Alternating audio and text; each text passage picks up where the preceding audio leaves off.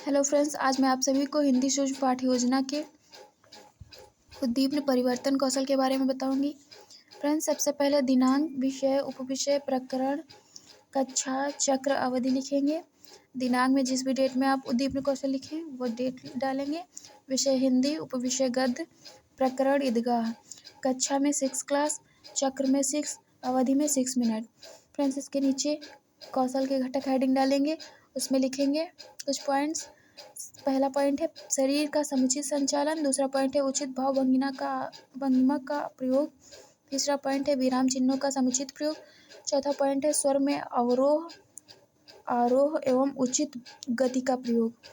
पांचवा पॉइंट है मौखिक, दृश्य, श्रव्य क्रम में परिवर्तन।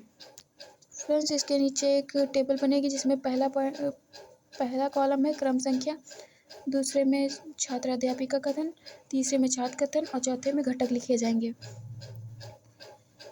फ्रेंड्स, इसमें एक पैराग्राफ लिया जाएगा छात्र अध्यापिका कथन में, और छात्र कथन में छात्र ध्यानपूर्वक सुन रहे हैं।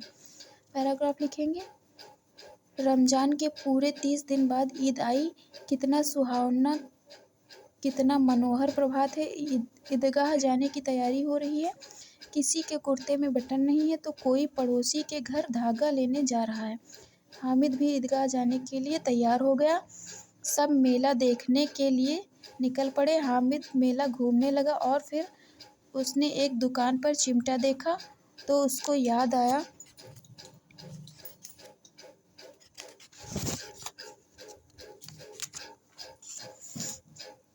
उसकी दादी हाथ से रोटियां बनाती हैं। फिर हामिद ने दुकानदार से चिमटा खरीद लिया।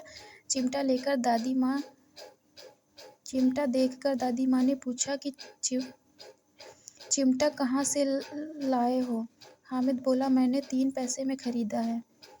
दादी माँ ने गुस्से से कहा, यह क्या लाए हो बेशरम? हामिद बोला, अब तुम्हारी उंगलियां नहीं जलेंगी। फ्रेंड्स, इसके नीचे इसी पैराग्राफ से प्रश्न निकालेंगे।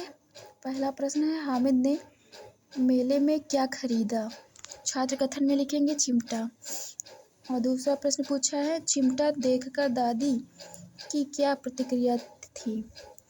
गुस्से में थी, छात्र कथन में लिखेंगे। और तीसरा प्रश्न पूछा है, हामिद ने चिमटा किसके लिए खरीदा? छात्र कथन में लिखेंगे दादी के लिए।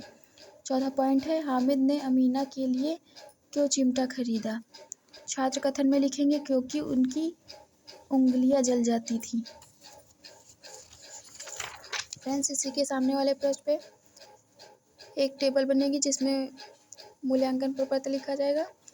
इसके लिए 3 कॉलम बनेंगे। पहले कॉलम में क्रम संख्या, दूसरे में प्रपत्र कौशल के घटक और तीसरे में रेटिंग स्केल। फ्रेंड्स, इसमें कुछ पॉइंट है। पहला पॉइंट है छात्र अध्यापिका द्वारा शरीर का समुचित संचालन किया गया। दूसरा पॉइंट है उचित भाव भंगिमा का प्रयोग किया गया। तीसरा पॉइंट है विराम चिन्हों का समुचित प्रयोग किया गया। चौथा पॉइंट है स्वर में आरोह अवरोह का प्रयोग किया गया। पांचवा पॉइंट है मौखिक, दृश्य, श्रव्य क्रम में परिवर्तन किया गया। रेटिंग स्केल में फ्रेंड्स 0 से लेकर 6 तक की नंबर लिए हैं मैंने, और नीचे सुझाव हेडिंग डालेंगे और पर्यवेक्षक। फ्रेंड्स, अगर आपको मेरी वीडियो अच्छी लगी तो लाइक कीजिए, सब्सक्राइब कीजिए चैनल को, और ज़्यादा से ज़्यादा शेयर कीजिए और कमेंट कीजिए।